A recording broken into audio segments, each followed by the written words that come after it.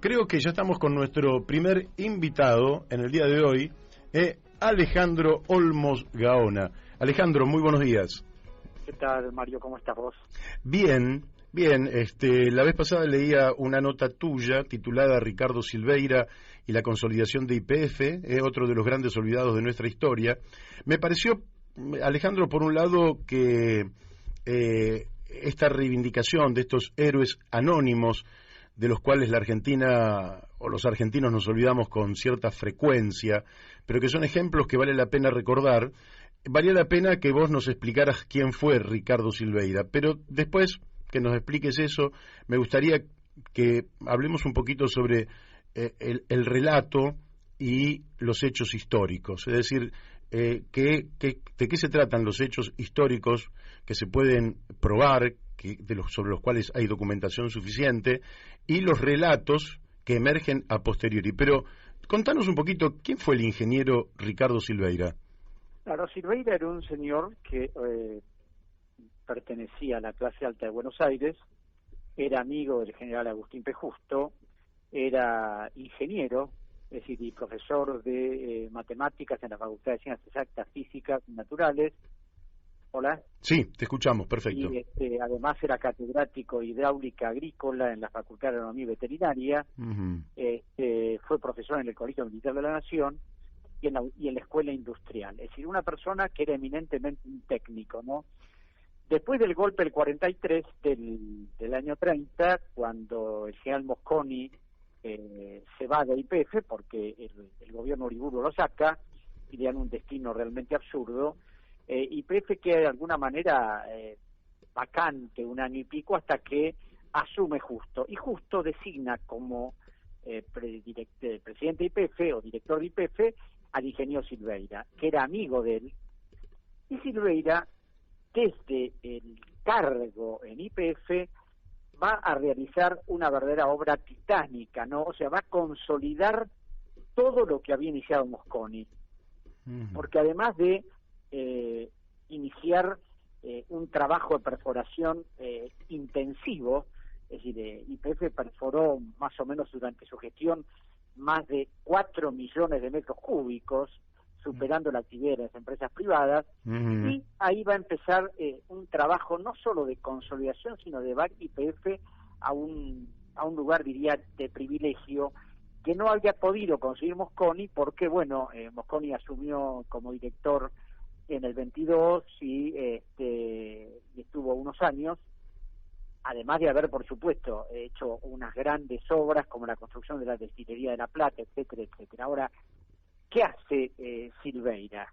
Crea el laboratorio petrográfico YPF para intensificar la búsqueda de hidrocarburos, amplía la destilería de La Plata, crea el edificio, construye el edificio famoso de Diagonal Norte, que después, por supuesto, fue liquidado. Sí. Es decir, crea la primer planta de lubricantes, donde va a empezar a funcionar una cantidad de funcionarios y técnicos para tratar de que la explotación fuera intensiva. Crea el laboratorio de investigaciones petroleras, que tiene un espacio de más de 8 hectáreas, formado por salas principales, laboratorios de química, fotocinematografía, física, etcétera. Es decir, en el momento en que Silveira, hace años que era director, YPF ocupaba un lugar de privilegio, no solo en el continente, sino en todas partes del mundo, ¿no? Ahora, ¿qué pasa? Silveira, además de instalarse como director de YPF, recorría permanentemente las instalaciones en todas partes de la Argentina.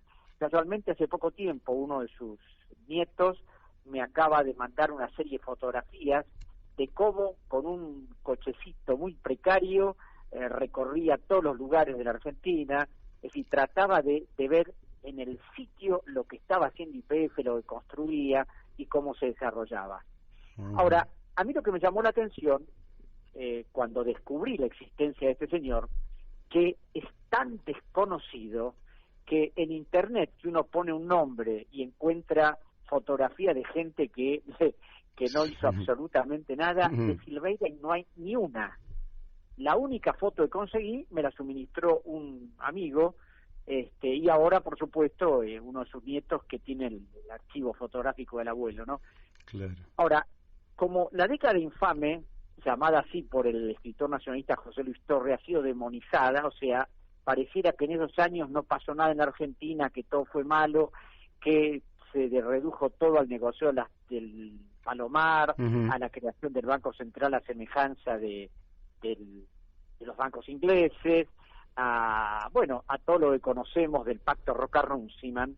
Es decir, parece, todo lo reducen a un aspecto. Y claro, en mi trabajo como historiador, siempre veo que estas son visiones sesgadas, se muestra una parte, o sea, y en la historia las cosas no son negras y blancas, o todo es bueno o todo es malo. Pero parece que esto de década infame significa que en esa década no pasó absolutamente nada más allá de negociados, la CADE y lo que te acabo de comentar. El tema Bember, por supuesto que fue verdaderamente escandaloso. Pero claro, hay otra parte, y para mí lo de YPF es significativo porque hoy es la principal empresa del país, a pesar de que el 49% está en manos extranjeras, pero YPF siempre fue un símbolo de lo que fue la industria argentina. Y en un momento dado fue la principal empresa de la Argentina. Sigue siéndolo a pesar de sus carencias de hoy, ¿no? Sí, sí. Y todo eso lo hizo Silveira del 32 al 43, es decir, yo he visto hace poco que en un comunicado sobre los 100 años de YPF se habla de que empezó el desguace de YPF cuando se fue Mosconi, y es absolutamente falso, no resiste el menor análisis todo eso. Entonces, quise rescatar a una persona que no conoce nadie. Vos nombrás a Silveira y te miran como si fuera, y bueno, uno va a los archivos de YPF y ahí surge claramente lo que hizo este señor, ¿no es cierto? Claro. Entonces lo que me interesaba era rescatar esa parte y después mostrar esta visión sesgada, quizás muy propia de los nacionalistas, de Scalabrini Ortiz, de Arturo Jauretche, que si bien no puedo hablar de que hayan escrito con mala fe, pero tenían una clara visión de mostrar un aspecto de la realidad. O sea, porque en esa época, en la década infame, también la Argentina se enfrentó a Estados Unidos en la Conferencia de Consolidación de Paz en 1936, cuando vino el presidente Roosevelt.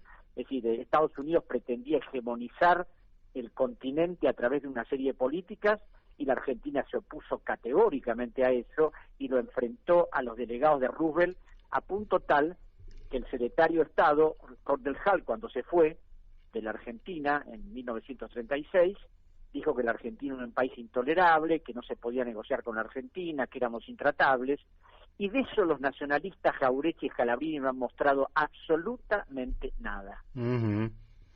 La verdad histórica, qué lindo poder charlar con más tiempo, pero sé que vos estás ocupado y acá tenemos el programa bastante comprimido.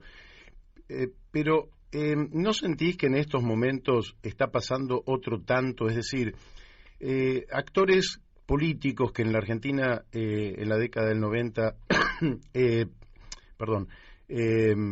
fomentaron la privatización de YPF, vaya a saber si confundidos, vaya a saber si por apremios económicos que veían para el país, ni siquiera le asigno malas intenciones, simplemente apoyaron lo que fue la entrega de lo que Mosconi decía era la bandera, ¿no? YPF era nuestra bandera, YPF estaba en todo el país, YPF había hecho patria, había hecho caminos, escuelas, hospitales, en fin, era una fuente de investigación, como vos nos relatás, y que de pronto nos cuenten que fue aparentemente entregada por otros y rescatada por los mismos que votaron en su momento la privatización. ¿Cómo vivís vos este relato al que yo veo que estamos sometidos sin autocrítica, sin repasar los hechos verdaderamente como sucedieron?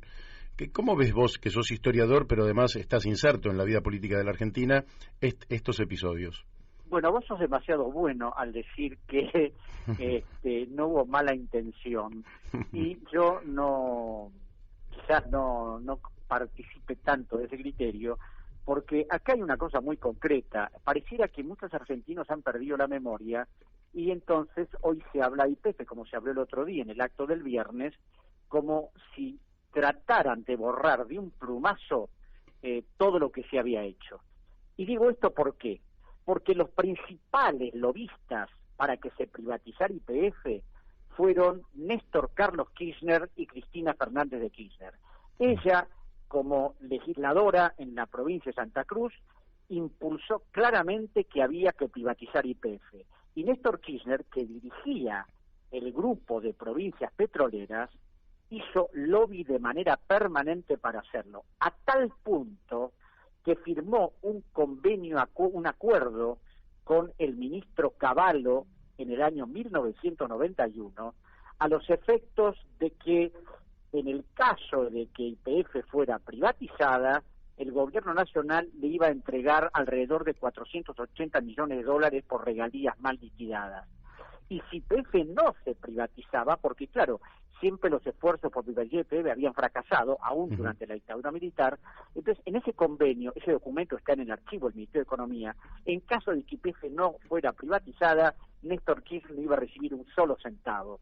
Por eso, es decir, hicieron todo lo posible para que se privatizara en la década del 90, mandaron a un diputado por Santa Cruz que estaba imposibilitado, creo que fue en silla de ruedas, a votar.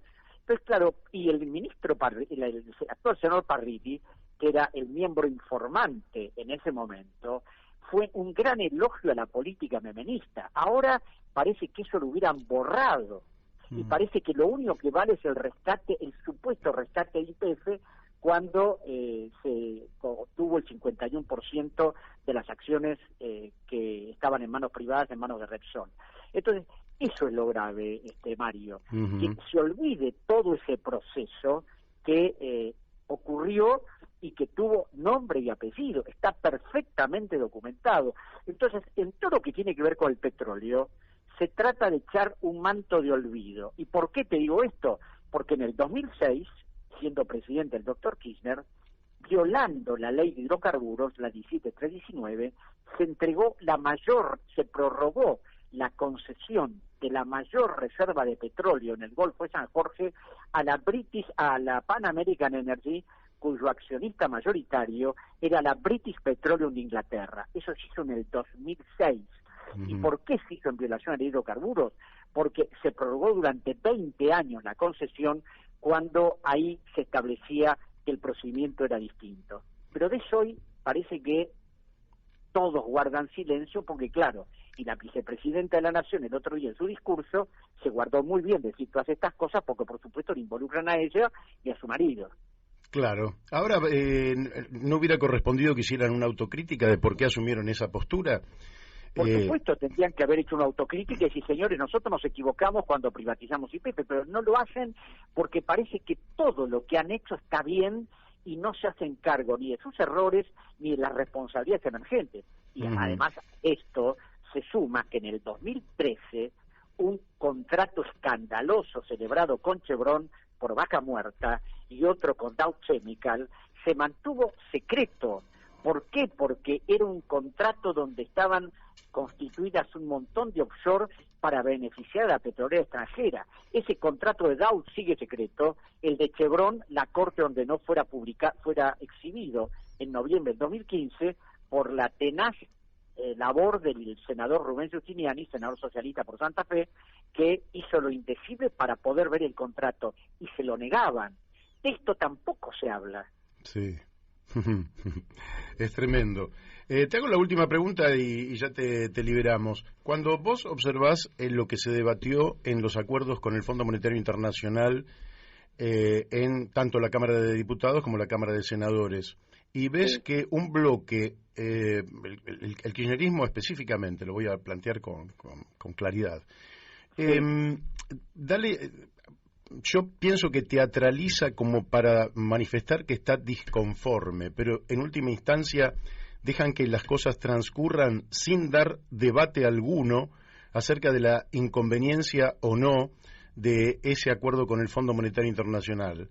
¿Vos creés que estamos en presencia más de la construcción de un relato que de una acción política efectiva? ¿Cómo lo ves vos eso? Por supuesto, es pura escenografía. Y además, lamentablemente, yo me he dado cuenta que en el Frente Todos, y anteriormente el Frente para la Victoria, daban como triunfos lo que si no eran derrotas. O sea, fue una derrota negociar con los acreedores externos en 2020. Lo presentaron como un triunfo, a pesar de que se dio prácticamente todo lo que ellos pedían. También se dijo que el acuerdo con el fondo era el mejor acuerdo, y no es un mejor acuerdo, sino que realmente es un acuerdo que nos va a traer graves problemas y que tendremos que refinanciar. Y así pasó con el Club de París, cuando el actual gobernador de la provincia de Buenos Aires, Axel Kicillof, arregló con el Club de París en 2014 pagarle $3.000 millones más de lo que figuraban las cuentas en el sitio oficial del Ministerio de Economía. No pidió ninguna quita, apenas aceptó pagarle en 5 años, y lo más grave de todo, que el 60% de esa deuda era deuda de la dictadura militar por compra de armamentos e importaciones no declaradas, tal como lo establecieron los peritos en la causa de la deuda que iniciara mi padre en 1982. Entonces, el relato queda destruido cuando surgen las evidencias concretas.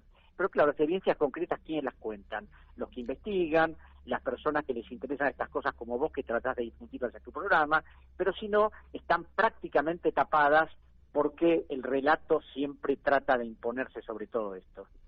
Perfecto. Bueno, te deseamos lo mejor para el día de hoy y pronto volveremos a hablar, Alejandro. Con mucho gusto, Mario, un abrazo grande. Muchísimas gracias, fuerte abrazo. Bueno, ustedes lo han escuchado, hemos hablado con Alejandro Olmos Gaona.